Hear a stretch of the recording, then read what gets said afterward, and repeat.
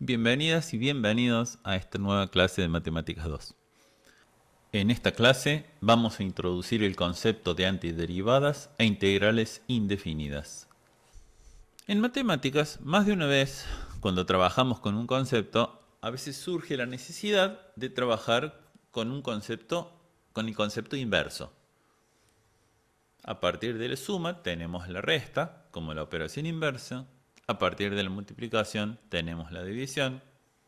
También podemos hablar de la potencia y la radicación.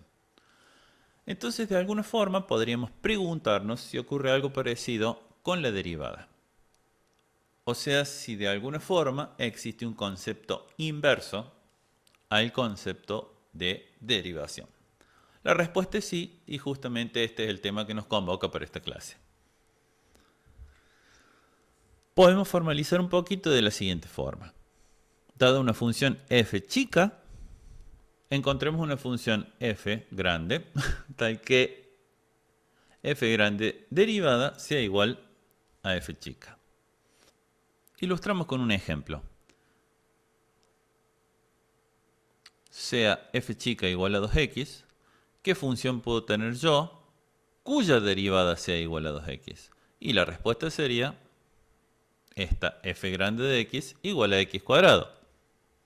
Es uno de los primeros ejemplos de derivada que se vieron en Matemáticas 1, entonces esto nos resulta bastante familiar.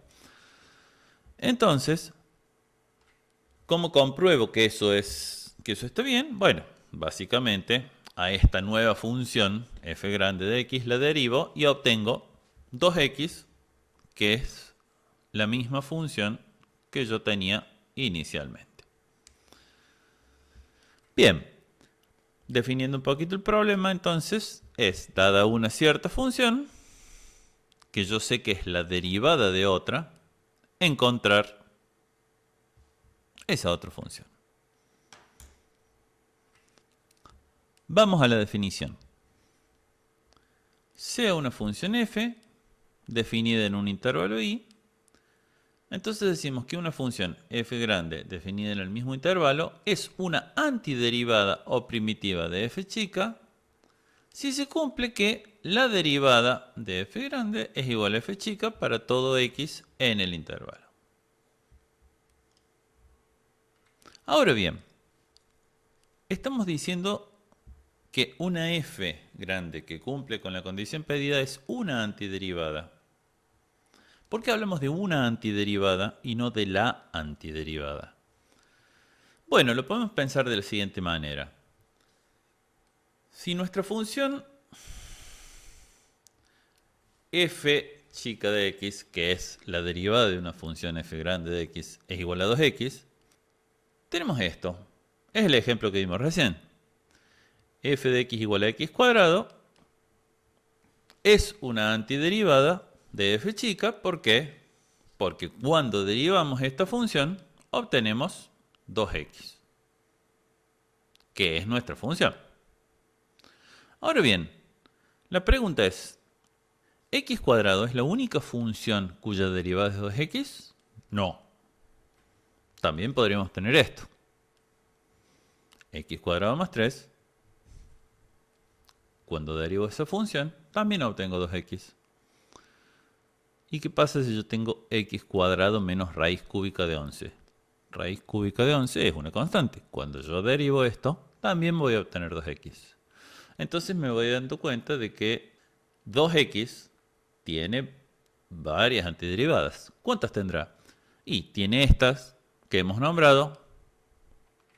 También podría tener esta, x cuadrado menos 10, x cuadrado menos pi, y esta, y esta, y esta, y esta. Y podríamos seguir. De alguna forma, entonces podemos decir, bueno, x cuadrado más cualquier constante va a ser una antiderivada de 2x. Y eso lo vamos a dejar plasmado de esta forma. Entonces vamos a decir que la forma más general de una antiderivada de 2x es esta, x cuadrado más c. A partir de esto ya podemos pasar a definir el concepto de integral indefinida. La integral indefinida de f, que se simboliza de esta manera, y esto se lee integral de f de x por diferencial de x o integral de f de x respecto de x. Esa integral indefinida de f es el conjunto de todas las antiderivadas de f. Por eso es que podemos escribir lo siguiente. Aquí podemos notar, bueno, que la integral indefinida es igual a todas las antiderivadas. Porque al tener una antiderivada, que es esta f grande de x, al sumarle esta constante, que puede tomar cualquier valor real, estamos obteniendo todas las antiderivadas. En la notación de integral indefinida, este símbolo extraño que parece una S alargada se denomina signo de integral. Y aquí tenemos, bueno, a nuestra vieja conocida, la diferencial de x, que hemos visto muchas veces en Matemáticas 1. Una vez definido este concepto, pasamos a ver algunas propiedades de la integral definida que nos pueden permitir calcularlas. La primera propiedad que vamos a ver es la siguiente. La integral de diferencial de x, que podemos escribir como integral de 1 por diferencial de x, ya que sabemos que multiplicar por 1 no cambia el resultado, es igual a x más la constante de integración. ¿Cómo podemos saber esto? En realidad, si hemos dicho que la integración es de alguna forma la operación inversa de la derivación, podemos demostrar que eso se cumple por esta sencilla razón. La derivada respecto de x más c es 1. Bien, podemos seguir un poquito más. Nosotros recordamos de Matemáticas 1 que, bueno, la derivada de x cuadrado respecto de x es 2x. La derivada de x al cubo respecto de x es 3 por x al cuadrado. En el caso más general, podemos decir que la derivada respecto de x a la n es n por x a la n menos 1. A partir de esto último, podemos decir también que entonces la derivada de x a la n más 1 respecto de x es n más 1 por x a la n. Si en esta última ecuación dividimos ambos miembros de la igualdad por n más 1, obtenemos la siguiente ecuación, que es equivalente. A partir de esta última ecuación, podemos obtener una expresión para calcular la integral de x a la n. Es la siguiente.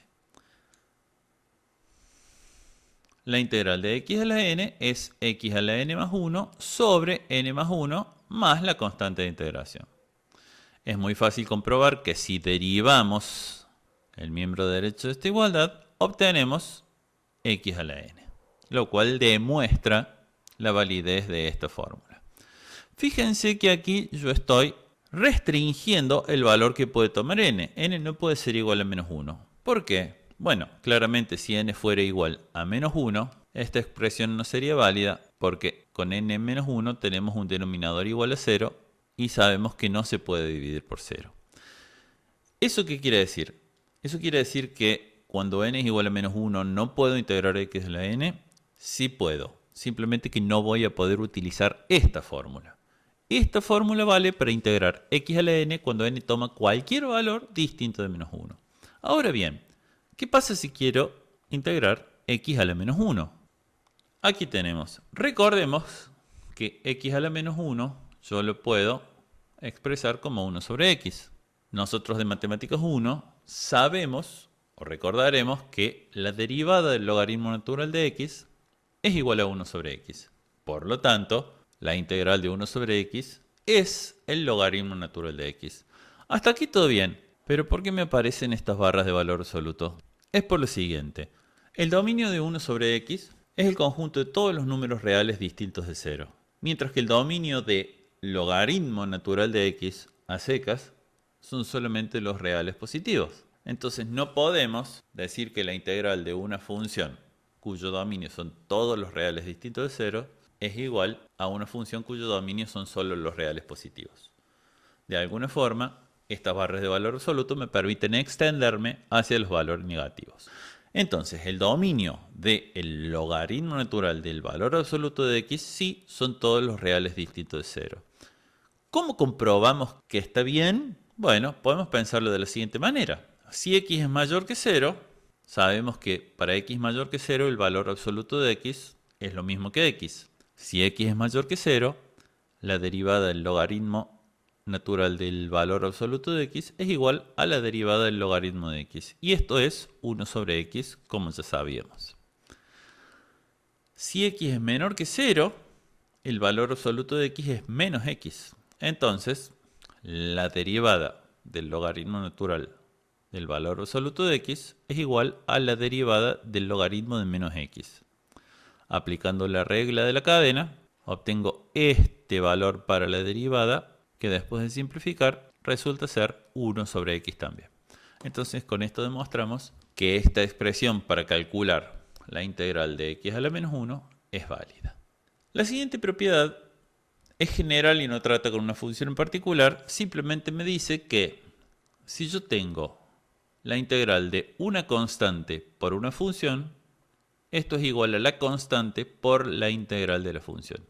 Esto suena similar y es una consecuencia directa de esta regla que habíamos visto en Matemáticas 1, que me decía que la derivada de una constante por una función es igual a la constante por la derivada de la función.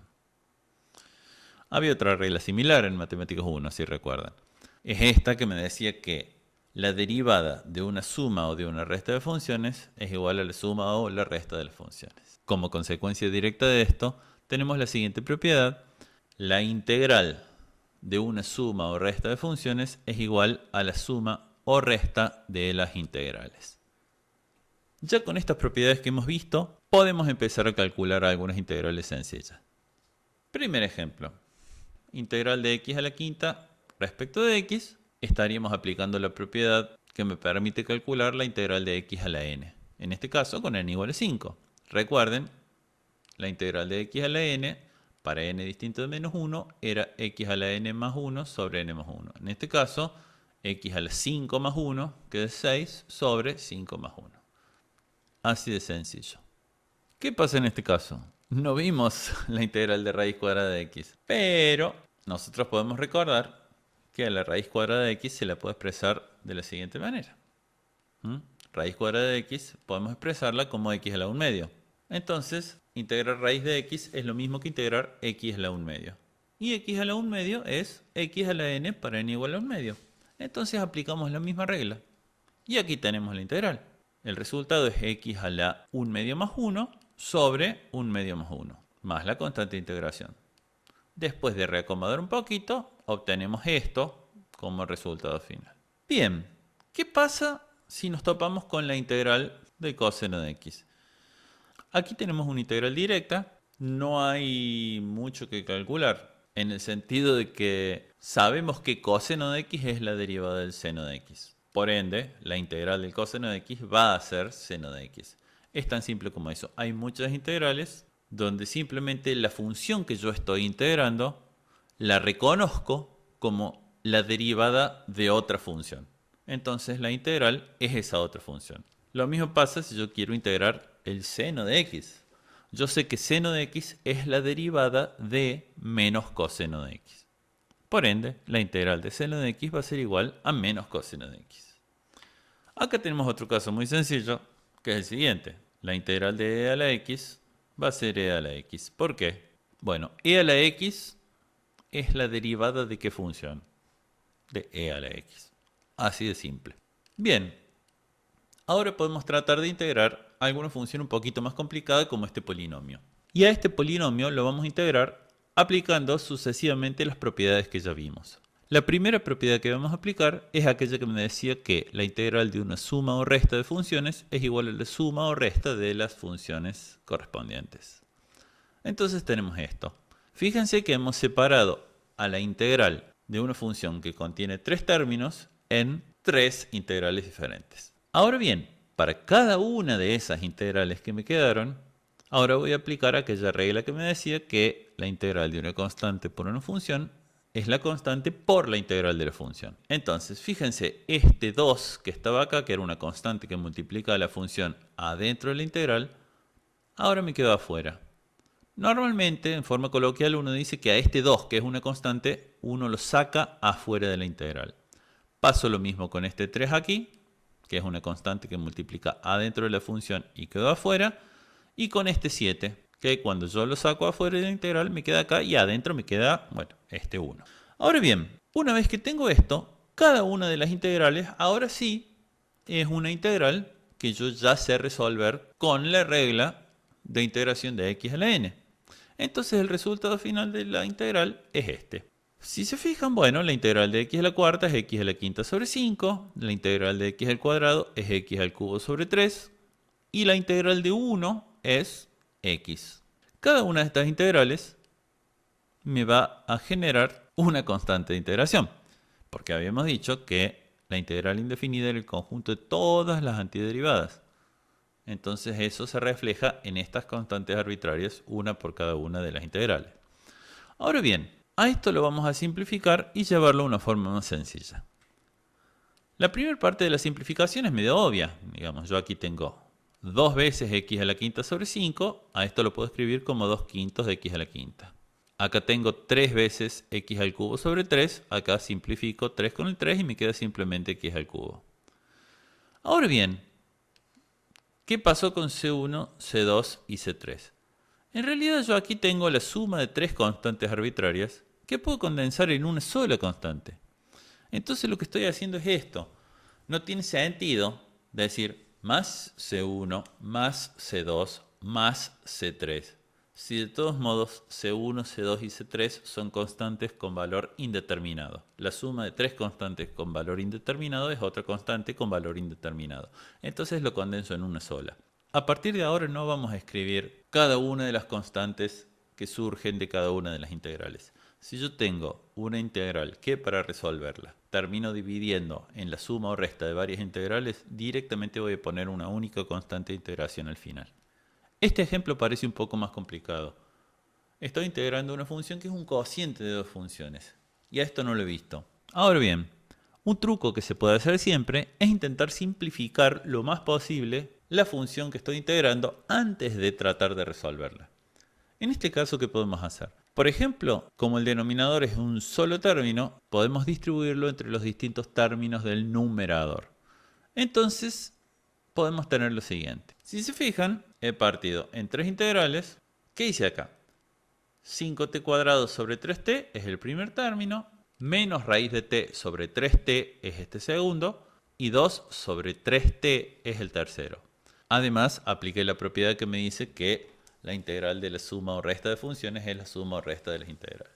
Una vez que tengo esto así, ahora sí puedo simplificar en cada uno de estos términos antes de proceder con la integración.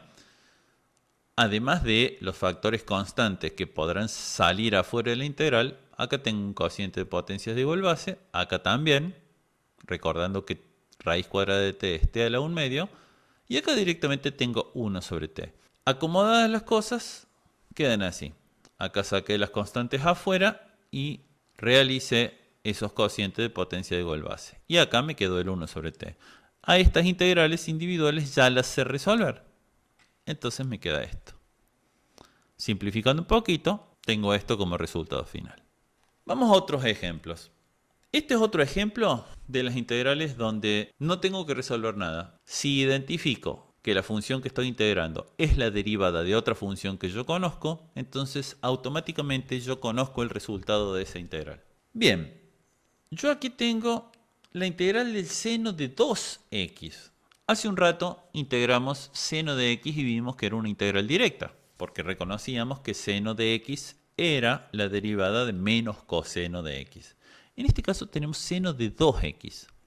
Es un poquito más complicado, pero si lo pensamos, sale fácil. No puede ser, la integral de seno de 2x no puede ser menos coseno de 2x. ¿Por qué? Porque cuando yo derivo menos coseno de 2x, el resultado de derivar menos coseno de 2x es seno de 2x por 2, por la aplicación de la regla de la cadena. Entonces, si yo planteo que esta integral es menos coseno de 2x sobre 2, estoy obteniendo el valor correcto. Fijémonos, si nosotros derivamos esto, la derivada de menos coseno de 2x sobre 2 es seno de 2x por 2 sobre 2. Se me simplifican y obtengo la función que estoy integrando. Eso es una prueba general, ya les voy comentando, y surge del mismo concepto de integral. Una forma de comprobar que una integral esté bien realizada es derivar el resultado. Si la integral está bien hecha, cuando yo derivo el resultado de la integral, voy a obtener la función que originalmente estaba integrando.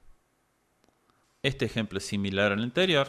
Cuando yo integro e a la menos 3t, no puedo decir que el resultado es directamente e a la menos 3t, porque al derivar el resultado no obtengo esto, sino que cuando yo derivo e a la menos 3t, obtengo e a la menos 3t multiplicado por menos 3.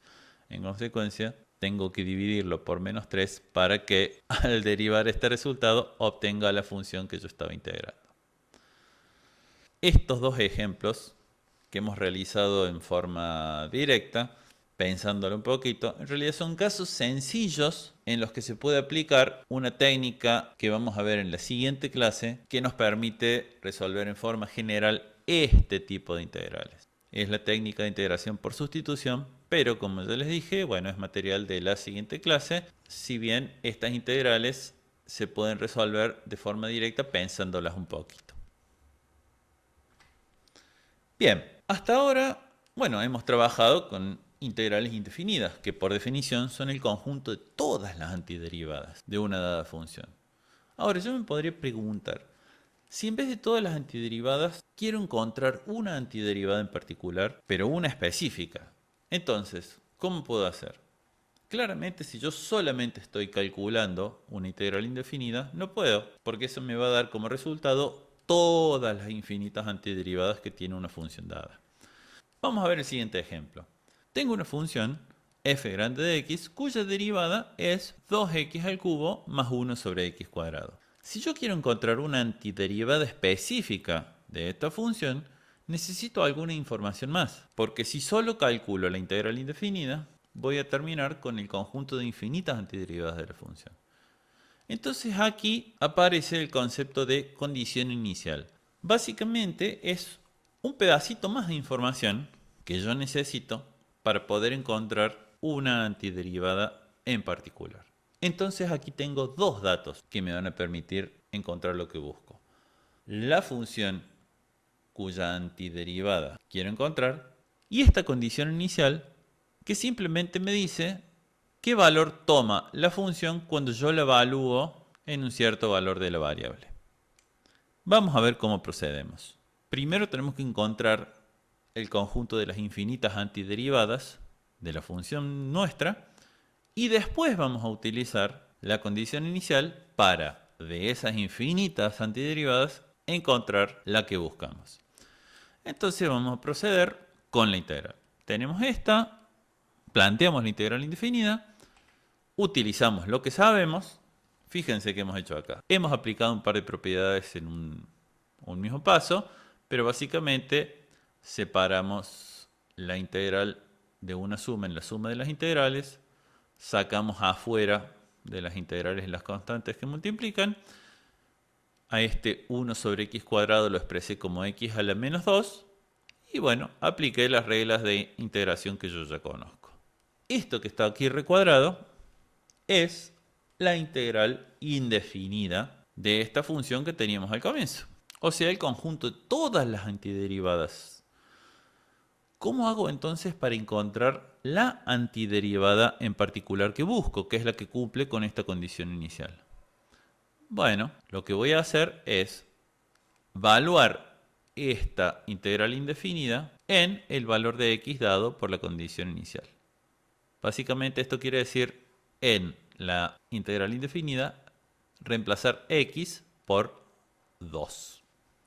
Justamente recordando que la función f evaluada en 2 es igual a 3, planteamos lo siguiente. Fíjense que esto es la misma expresión que teníamos recién para la integral indefinida, pero donde dice x ahora ponemos 2, justamente porque la estamos evaluando en 2. Entonces tenemos 2 a la cuarta sobre 2 menos 1 medio más c es igual a 3, porque estamos diciendo que esa función evaluada en 2 es igual a 3. Aquí, ¿qué nos queda? Nos queda una ecuación con una incógnita, donde esa incógnita es c, es la constante c. Entonces trabajamos con cualquier ecuación y despejamos la incógnita. Entonces, bueno, resolvemos un poquito, ese 2 a la cuarta es 16. No simplificamos el 16 medios a 8, me conviene dejarlo como 16 medios porque me va a permitir restar más fácil. Entonces, despejando C, tengo que C es igual a menos 9 medios. Con lo cual, ahora sí, puedo encontrar la antiderivada específica, ¿sí?, determinada por esa condición inicial. Fíjense que en esta expresión no tenemos un más C, tenemos un menos 9 medios, porque la condición inicial me permitió encontrar el valor particular de la constante de integración que correspondía tener en este caso. Bueno, con esto ya podemos empezar a resolver muchas integrales, con lo cual tenemos para entretenernos muy rato hasta la próxima clase en que veremos el método de integración por sustitución. Mucha suerte y hasta la próxima clase.